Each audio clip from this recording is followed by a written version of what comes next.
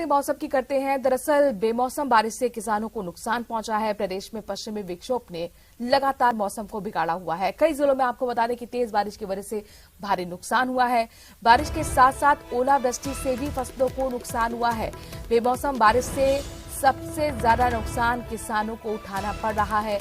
प्रदेश में पश्चिमी विक्षोभ सक्रिय है और ऐसे में ये मौसम में तब्दीली आप देख पा रहे हैं।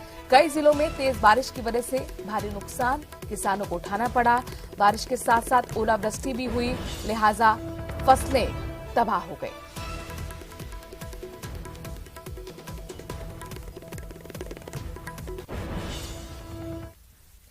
खबर जालौर से है, जहां पर बेमौसम बारिश और ओलावृष्टि के साथ तेज हवाओं के कारण खेतों में किसानों के खड़ी जीरा और इसबगोल की फसलें खराब हो गई।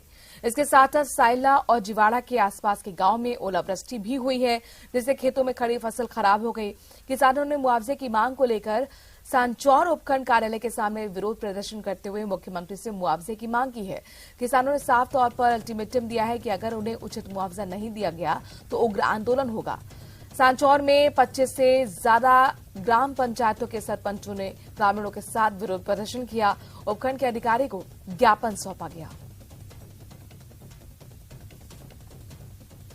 विक्षोभ के चलते जालौर जिले के अलग अलग हिस्सों के अंदर बारिश व ओलावृष्टि से किसानों के खेतों में खड़ी फसलें पूरी तरीके से बर्बाद हो चुकी है, जिसके चलते अब किसान खून के आंसू रो रहे हैं। इसी के चलते सांचौर क्षेत्र के 25 से अधिक ग्राम पंचायतों के सरपंच आज किसानों के साथ सैकड़ों की संख्या में सांचौर उपखंड मुख्यालय पहुंच करके एसडीएम को ज्ञापन सौंप करके मुआवजे की मांग की है। किसानों ने मांग की है। दौसा से बड़ी खबर आ रही है, जहां पर झगड़े में बुजुर्ग की मौत हो गई है। जयपुर एसएमएस अस्पताल में बुजुर्ग ने दरअसल दम तोड़ दिया। उनका इलाज वहां चल रहा था। सैंतल में दो पक्षों में झगड़ा हुआ था। झगड़े में घायल युवक को अस्पताल में भर्ती कराया गया। थाने में हत्या की धाराओं में अब केस दर्ज हो चुका है। तो बड़ी खबर, दो पक्षों के झगड़े में घायल बुजुर्ग की मौत की जानकारी मिल रही है। जयपुर एसएमएस अस्पताल में बुजुर्ग ने दम तोड़ दिया। सैंथल में दो पक्षों के बीच झगड़ा हुआ था। झगड़े में घायल युवक को अस्पताल में भर्ती कराया गया था। थाने में हत्या की धाराओं में अब केस दर्ज हो चुका है। दौसा से बड़ी खबर, जहां पर दो पक्षों में विवाद हुआ और ऐसे में बुजुर्ग की अब मौत की जानकारी मिल रही है। घायल अवस्था में उन्हें अस्पताल में भर्ती कराया गया था।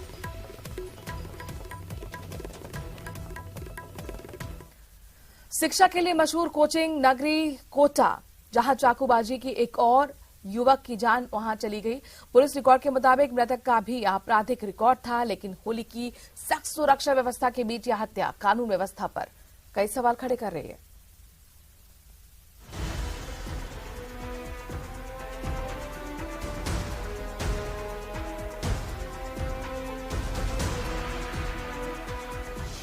कोचिंग नगरी में नासूर बनी चाकूबाजी।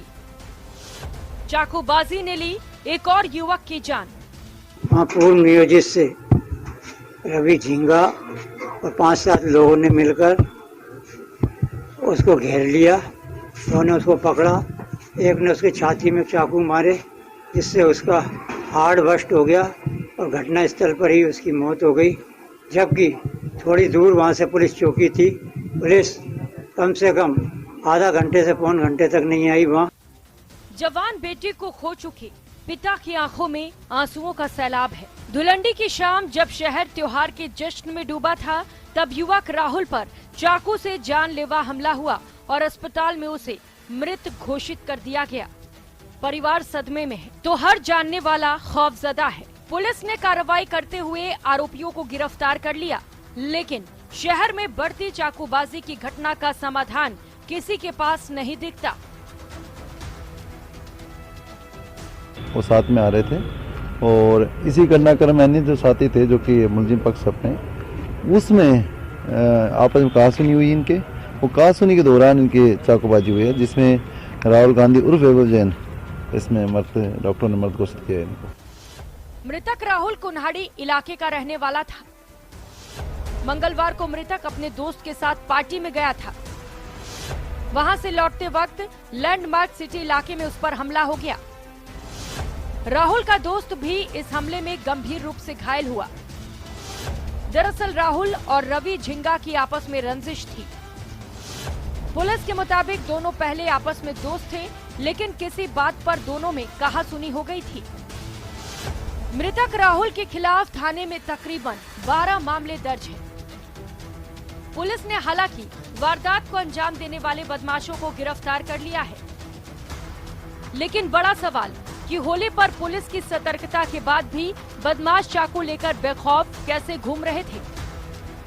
लैंडमार्क सिटी इलाके में पुलिस चौकी से चंद कदमों की दूरी पर हुई ये वारदात भी कानून व्यवस्था पर सवाल खड़े करती है।